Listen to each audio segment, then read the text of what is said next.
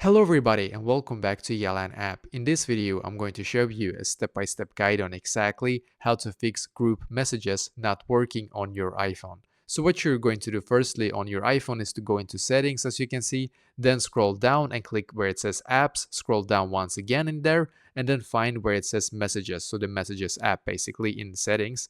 And then in here you're going to scroll down once again, and then you're going to click where it says group messaging. You have to make sure that this one is toggled on, as you can see. So make sure that this one right here is toggled on, and if you cannot actually find the group messaging thing right here, well then I have a fix for you.